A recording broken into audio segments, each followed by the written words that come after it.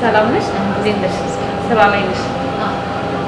እንግዲህ ዛሬ ያው ቤታችሁ ተገኝተናል። እንኳን በሰላም መጣችሁ።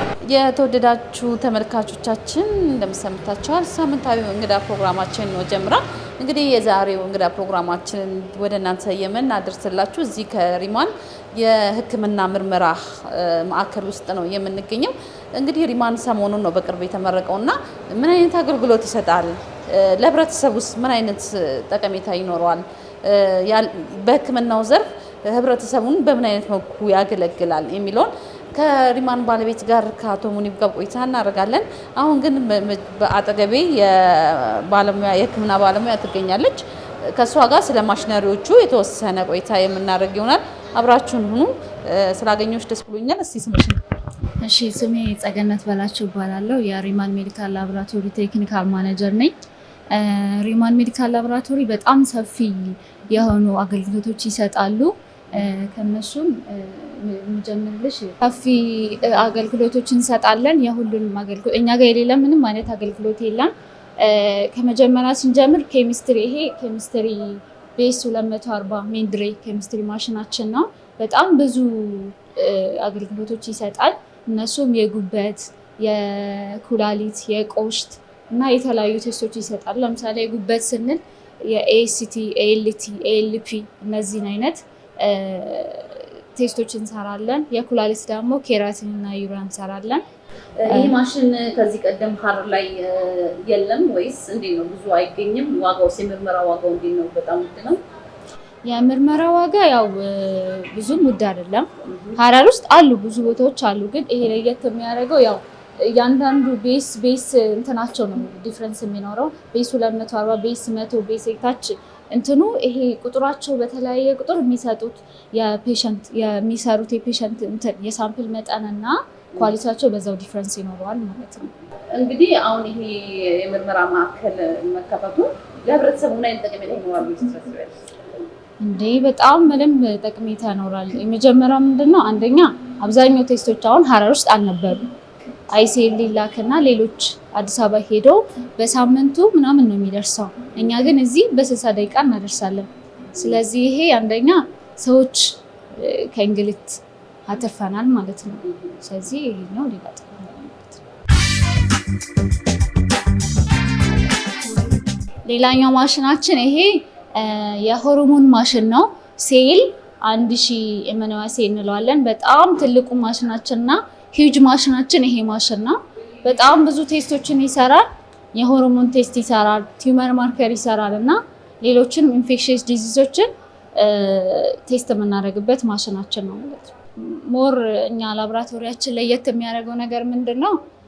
ሙሉ ማሽን ያሉን ሙሉ በሙሉ ፉሊ አውቶሜትድ ናቸው። ፉሊ አውቶሜትድ ስንል ደግሞ ሙሉ በሙሉ የሰው ልጅ ጣልቃ ገብነት ሳይኖረው ናሙናን በራሱ ይወስዳል፣ ሬጀንት በራሱ ይጨምራል። ከዛ ኢንኩቤሽን እና ዋሽንግ በራሱ ያከናውናል። ሙሉ በሙሉ ውጤቱን በራሱ ካልኩሌት ያደርጋል፣ በራሱ ይሰጣል ማለት ነው። ምንም አይነት የሰው ንክኪ የለውም። ይሄም ደግሞ ሞር እንትኖቹን ሪዛልቶቹን ፋስት እና አኩሬት ሪዛልት እንዲሰጡ ያደርጋል ማለት ነው። እስቲ ለየት የሚያደርገው ይሄ ምን አይነት ምርመራዎችን ነው የሚያደርገው? በጣም ብዙ ምርመራዎችን ያደርጋል።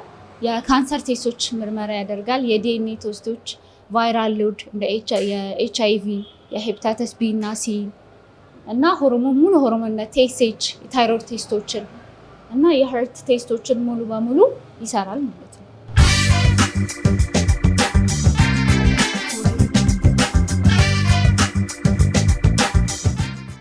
የተወደዳችሁ ተመልካቾቻችን እንግዲህ ዛሬ የምንገኘው በሪማን የሕክምና ምርመራ አገልግሎት ማዕከል ውስጥ ነው።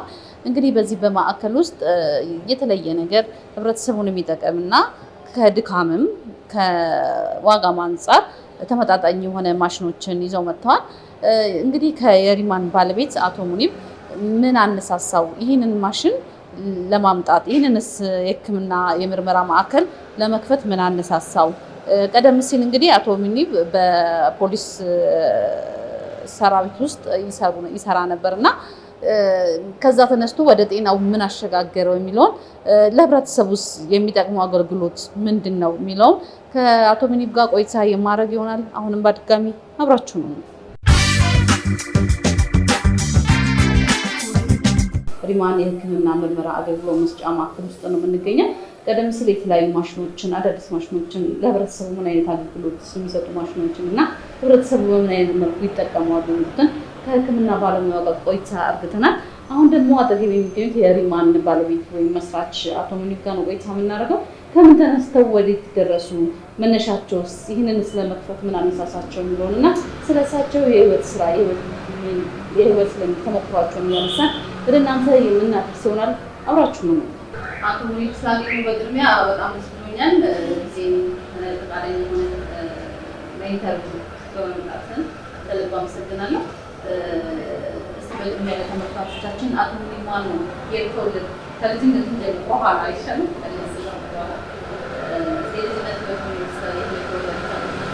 በጣም አመሰግናለሁ።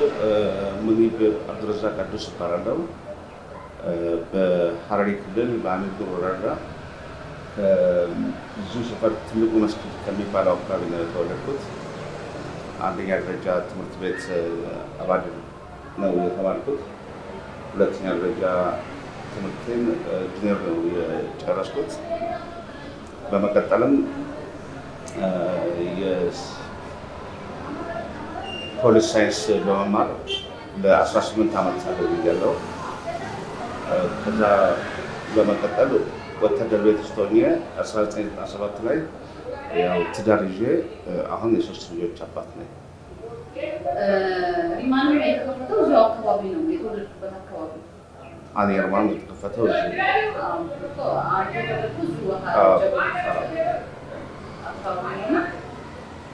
ምን ይመስላል? ያሳደገን ያስተማረን አብረን የኖርነው ማህበረሰብ ማገልገል ነው። እኔ በእውነቱ እድሜ ዘመኔን በሙሉ በመገልገል ስራ ላይ ነው እየተሰማራሁ ያለሁት። ወታደርም ሆኜ የአገልግሎት ስራ ነው እየሰጠሁ ያለሁት። በዓላማ ላይ የተመረኮዘና ክፍያው ከፈጣሪ የሚከፈልና የህብረተሰቡ አለኝታ ሆነች ከጎናቸው ከንፋስ እኩል 24 ሰዓት ሰርቪስ በምትሰጪበት ጊዜ በጣም የተለየ ደስታ ነው የሚሰማሽ። ከዛ በመቀጠል ደግሞ ወደ ጤናው ስራ በምገባበት ጊዜ ለህብረተሰቡ 24 ሰዓት አገልግሎት እየሰጠን ነው የምንገኘው። 24 ሰዓት አገልግሎት በምንሰጥበት ጊዜ ከተወለድኩበት አካባቢ ያሉ ማህበረሰቦችን ብቻ ሳይሆን ከሐረሪ ክልልና ዙሪያዋ ላይ ያሉ ኮምቦልቻ፣ ፈዲስ፣ ደደር፣ ጋራ ሙለታ፣ ጃርሶ ብዙ አካባቢ የሚመጡ ህብረተሰቦችን ሪፈራል ሆስፒታል አካባቢ በጣም እያገለገልን ነው የምንገኘው። እዚህ ጀጎል ሆስፒታል አካባቢ አኒርማ የሚባል መድኃኒት ቤት አለ። እዛም ለህብረተሰቡ በቅንነት በታማኝነት ደስ ብሎን እያገለገልን ያለ ነው። ወደዚህ ሙያ ወይም ወደ ሕክምናው ዘርፍ ከመግባት በፊት በፖሊስ ቤት ሰርተሃል። ምን ያህል ዓመት አገለገልክ? እኔ ወታደር ቤት ያገለገልኩት ለ18 ዓመት ነው ያገለገልኩት። የ1991 ቅጥር ነኝ። 1991 ቅጥር ላይ ያው እንደማንኛውም ፖሊስ ምልምል ፖሊስ ተቀጥሬ በወር 72 ብር እየተከፈለኝ ስራ ነበር። ከዛ በመቀጠል ብዙም አልቆየሁም። ወደ አመራርነት ስልጠና ወስጄ ከ1995 ጀምሮ በብዙ ኃላፊነት ደረጃ ላይ ስራ ነበር። ከዛ በኋላ ነው ወደ ግል ስራ የገባሁት።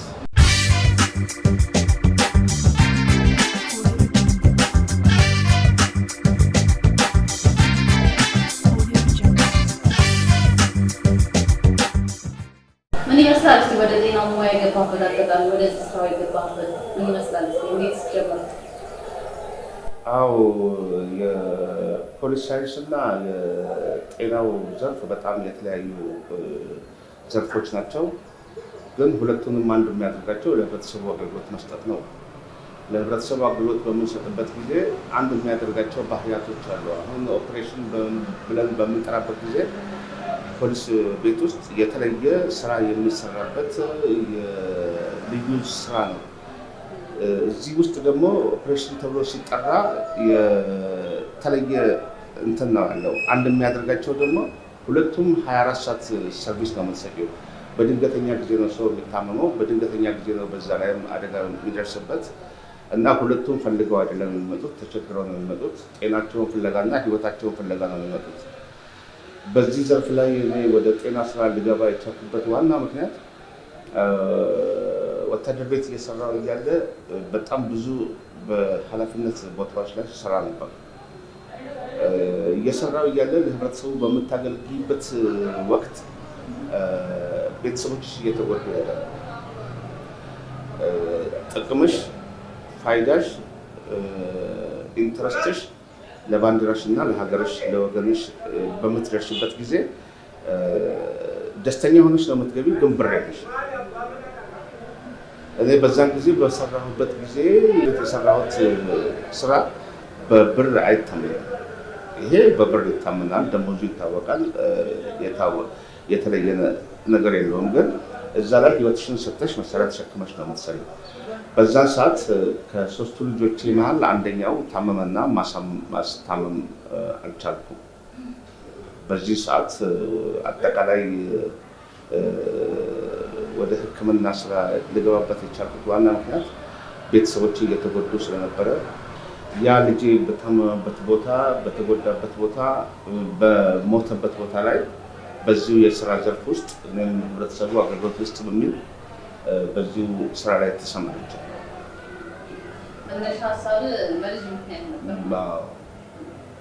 እንጂ ያ ባይፈጠር ኖሮ ወታደር ቤትን በጣም ነው የምወደው። እስካሁን ድረስ ህልሜ ራሱ ተኝቼ የማየው የጤናን ዘርፍ አይደለም። አንዳንድ ጊዜ እንቅልፍ ጠገብ ብለሽ ስትተኝ የኦፕሬሽን አመራር ሲሰጥ ነው ሁሌ የማየው። ትእዛዝ ሲሰጥ ነው፣ ትእዛዝ ሲቀበል ነው፣ መመሪያ ሲያስተላለፍ ነው የማየው ሁሌ እስካሁን ድረስ እና በጣም የምወደው ሙያ ከዚህ የበለጠ ያንን ነው። እስቲ አሁን ላይ መነሻ መጀመሪያ ወደዚህ ሙያ ስትገባ በምን ነበር የተነሳው? አሁን ላይ ያለው ነገር ይመስላል። በስርስ ምን አይነት ሰራተኞች አሉ? እኔ ወደዚህ ሙያ ከመግባቴ በፊት የኮንስትራክሽን ስራ ነው ስራ የነበረው።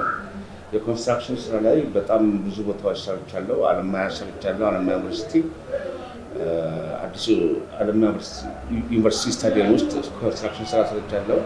ሪፈራል ሆስፒታል ውስጥ ያለ የመንግስት አፍረጽዮን የሚያሰራው ባለ 7 ወለል ህንፃ አለ።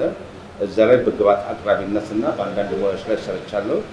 ከዛ በኋላ ደግሞ በዚህ ስራ ላይ አልሜ አስቤበት ህይወት ፋና ላይ ትጤ በሚል ሰራት ፋርማሲ ከፍተናል።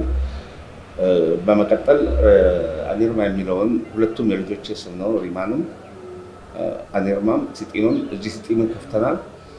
አጠቃላይ እኔ ስር ያሉ ሰራተኞች አሁን በአራቱም የጤና ተቋም ውስጥ 41 ሰራተኞች ናቸው ያሉት። 28 የጤና ባለሙያዎች ናቸው ያሉት።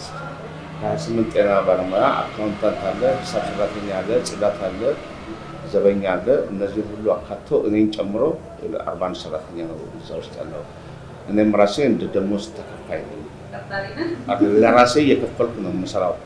ለምን ትንሽ ወጣ ያለ ባህሪ እንዳይኖርሽ አሁን የማገልገል እሴትን ይዘን ነው እያገለገለን ያለነውና እንደ ባለሀብት አክት ከማድረግ የሚሻለው ከሌሎች ሰዎች ጋር ደሞዝ ወስደን ለቤተሰቦቻችን ደሞዛችንን አድርሰን እንደ አንድ ተራ ሰራተኛም እንደ ማናጀርም ነው እየሰራሁ ያለሁት። ቀደም ሲል ከሰራተኞች ጋር እያወራሁ ነበርና እስኪ ምን ይመስላል ከሰራተኞች ጋር ያለ ቀረቤታ? እንዴት ነው? እንደ ማናጀር ነው? እንደ ባለቤት ነው ወይስ እንደ ስታፍ ነው? አይደለም፣ እኔ እንደ ስታፍ ነው የምንተቃቀፈው። የተለየ ክብር ነው የምሰራቸው። እኔ ጋር ስራ የጀመረ ሰው ስራ ለቆ አይወጣም። በ3,000 ብር የተቀጠረ ሰው አሁን እስከ 17,000 ብር እየበላ ያለ እና በጣም ነው ተዋደን ተከባብረን የምንሰራው። በዓል ስናከብር የሙስሊሞች በሙስሊም በዓል ላይ ይሰራሉ፣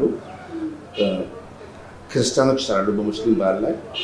በክርስቲያን በዓል ላይ ደግሞ ሙስሊሞች የክርስቲያኖችን ቦታ ተሸፍነው ይሰራሉ። ሁሉም ሙስሊም በዓል ላይም ክርስቲያን በዓል ላይም ለሁሉም የእኛ ስታፎቻችን የበዓል ግብዣ ከድርጅቱ ነው ወጪያቸውን የሚችላቸው።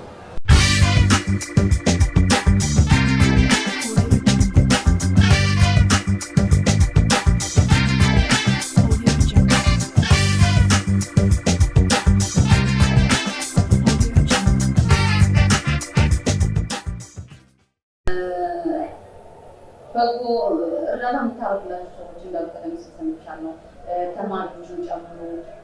እንዲሁም ደግሞ አሁን ላይ ደግሞ ሪማን ቡና ነፃ አገልግሎት መስጠት ጀምራለን። ቀደም ሲል ማህበራዊ ሚዲያ ላይ ስትል ነበር እና ምን አይነት አገልግሎቶች የሚሰጠው ምን አይነት እርዳታ ስታደርጋለህ? እያደረግሽ ያለው ምን አይነት ነው? አዎ እርዳታ ሳይሆን እገዛ ነው የምናደርገው። በዚህ ምድር ላይ ያው የሚረዳ ሰው የለም፣ ግን መተጋገዝ አለብን እንደ አንድ ዜጋ። እኛ ሰዎችን በምናግዝበት ጊዜ፣ ከጎናቸው በምንቆምበት ጊዜ ዘር አናይም፣ ብሔር አናይም፣ ቀለም አናይም፣ ጾታ አናይም፣ እድሜ አናይም።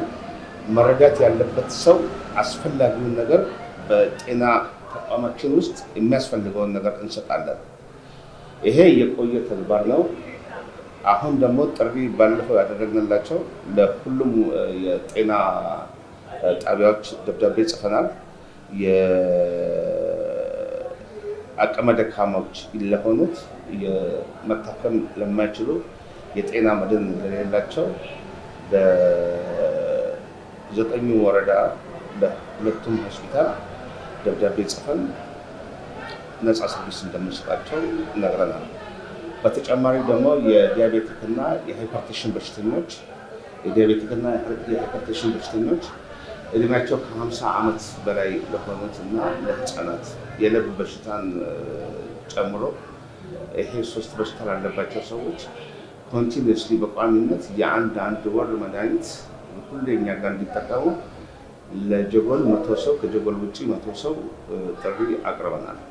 ሪማን ያለው እዚህ ትልቅ የመንግስት ሆስፒታል አካባቢ ነው። እዚህ አካባቢ ደግሞ የተለያዩ በኢኮኖሚ አነስ ያሉ ሰዎች ይመጣሉ፣ በተለያዩ ገጠር ቦታዎች ይመጣሉ እና እዚህ ጋር በመከፈቱ ምን አይነት ለማህበረሰቡ ምን አይነት ጠቀሜታ ይኖረዋል? ማህበረሰቡ በምን አይነት መልኩ የሚጠቅመው የሚኖር ምን አይነት አገልግሎት አለ? እኔ አንድ ጊዜ የሆነ ልጅ ድሮ አብሮ አደግ ጓደኛዬ ነው እና ፕሪስክሪፕሽን ይዞ ይለምናል። ሞቷል፣ አሁን ነፍሱን ይማረው እና እኔ እንደዚህ በመኪና እየሄድኩ ነበር። ፕሪስክሪፕሽኑን ሳየው ምን ሆነ አብዱራህማን ብዬ ጠራሁትና ምን ሆነ ስለው ልጄ ታመመችብኝ አለ። ምን ሆና ልጄ ታመመችብኝ? የት ነው የተኛቸው? ተኝታለች ወይስ ስለው አሁን ሆስፒታል ነው ያለችው እና ይሄን መድኃኒት ግዛ ተባልኩኝ ያለ መድኃኒት ፕሪስክሪፕሽኑን ተቀብዬው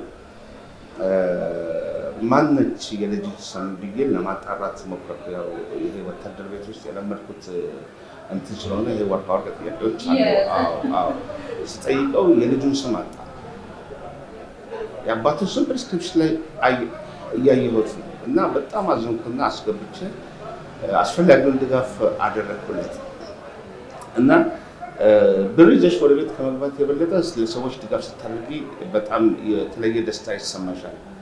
እኔ ሪማን ሜዲካል ዲያግኖስቲክስ ሴንተር ሳስመረቅ ደስ ያለኝ ለሰዎች ድጋፍ ሳደርግ፣ ክራንች ሲሰጥ፣ የተለየ ድጋፍ ሳደርግላቸው የሚሰማኝ ደስታ ላቅ ያለ ነው እና እዚህ ጋር ለህብረተሰቡ በሚከፈትበት ጊዜ ለአንድ ሰው ከዚህ እስከ ላይ ሁለት ፋና ወይም ወደ ላይ የግል ሆስፒታሎች በሚሄድበት ጊዜ የባጃጅ ደርሶ መልስ ወጪ ብቻ እስከ 300 ይወጣል። በዚህ ላይ ለሌሎች አደጋዎች ይጋለጣሉ። ፈጥነው እዛ ቦታ ላይ አይደርሱም፣ ለሌባ ይጠቃሉ እና ይሄንን ነገር በማየት ብዙ ጊዜ ሰዎች ወረቀት ይዘው በሚሄዱበት ጊዜ በራሳችን መንገድ አጥንተን ለምን ለሰዎች በዚሁ በቅርብ አካባቢ ይሄንን ስራ አንስራም? አሁን ከሌሎች ቦታዎች ላይ ይሄንን ስራ በመስራታችን ብቻ ሰዎች በጣም እያመሰገኑ ነው ያሉት። ይሄን ያህል ወጪ ቀንሶላቸዋል። ከሌላ የጤና ተቋም ከሚሰሩት ደግሞ በራሳችን ማካፈያ የኤጀንቶችን ስለምናቀርብ ቅናሽ ነው። እኛ ጋር አሁን ቅናሽ ነው።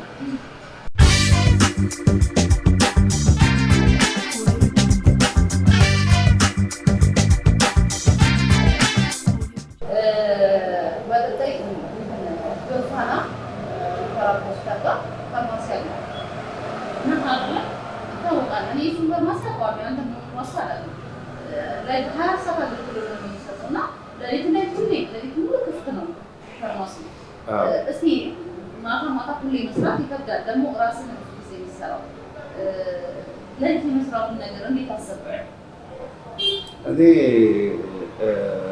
የሚከብድ ነገር እኔ ጋር የለም።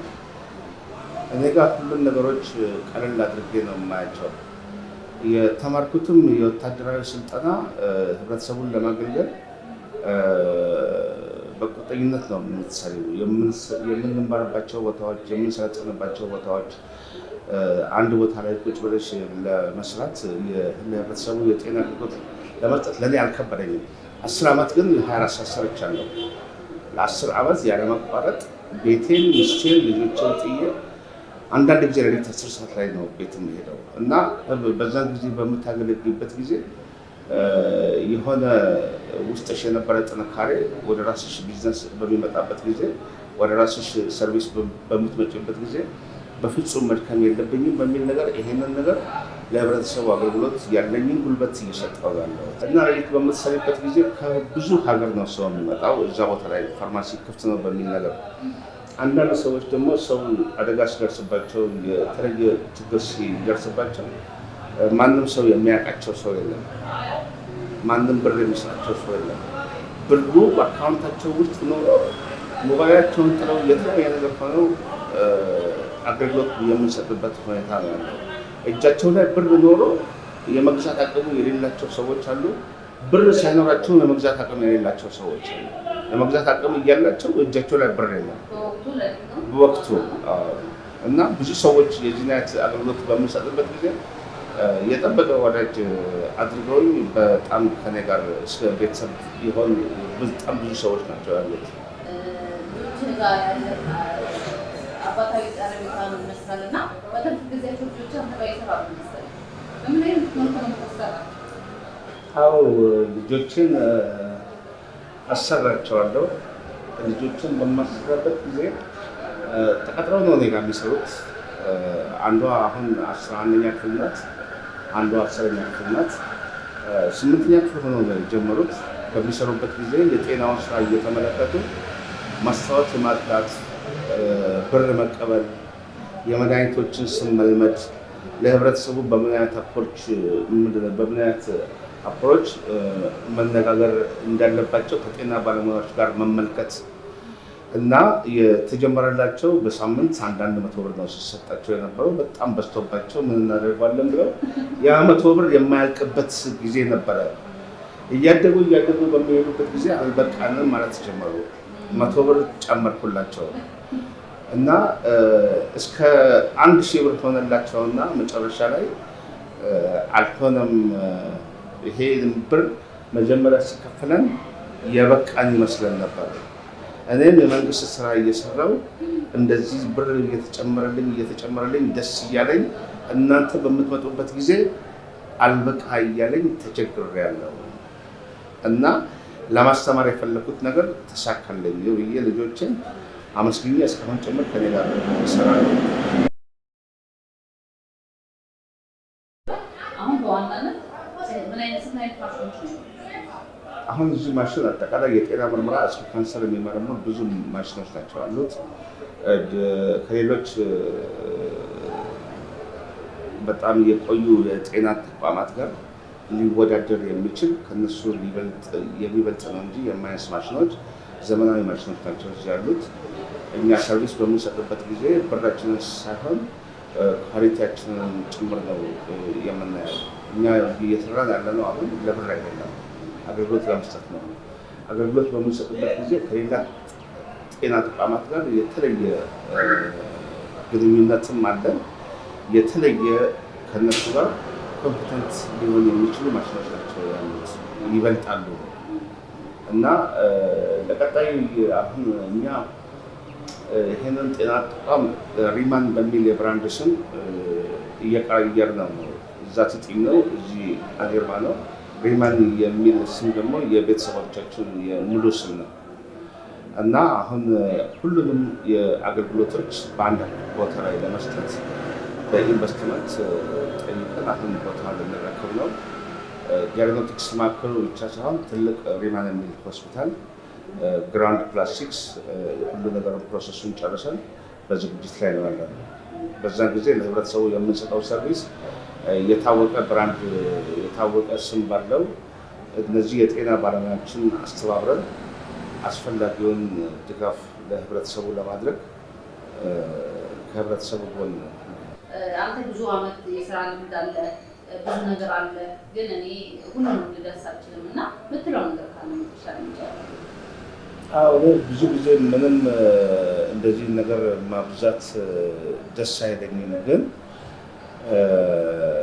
ለሌሎች ነው እኔ መልእክትን ማስተላለፈው። ብዙ የመስራት አቅም እያለን አቅማችን ላይ አልተጠቀምንበትም። ቢያንስ ጭንቅላታችን እንዴት እንደሚሰራ ብዙ ጊዜ አንገነዘበውም። በጭንቅላታችን ውስጥ የሚሰጡ የራስሽ የሆኑ እድሎች አሉ። የመኖር ትርጉም ለራስ መኖር አይደለም። የመኖር ትርጉም ለሌሎች መኖር ነው። አንድ ሰው ራሴን እንዴት እኖራለሁ የሚለው ነገር መታሰብ የለበትም። እንዴት ለሌሎች ባለጸጋ ሆኜ ሌሎችን መጥቀም እችላለሁ? አሁን ለወደፊቱ እያሰብን ያለነው ደግሞ የጤና ተቋም ላይ ብቻ ሳይሆን እርዳታ ድርጅት በራሴ ስም ሌሎች ሰዎችን ድጋፍ ለማድረግ ዝግጅቶችን ጨርሻለሁ።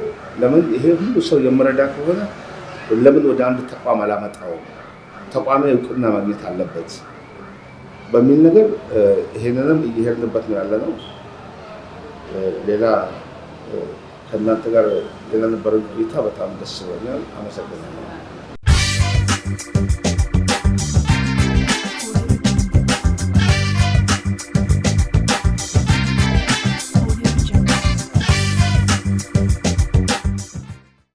የተወደዳችሁ ተመልካቾቻችን ዛሬ ሪማን የሕክምና ምርመራ አገልግሎት መስጫ ማዕከል ውስጥ ተገኘን።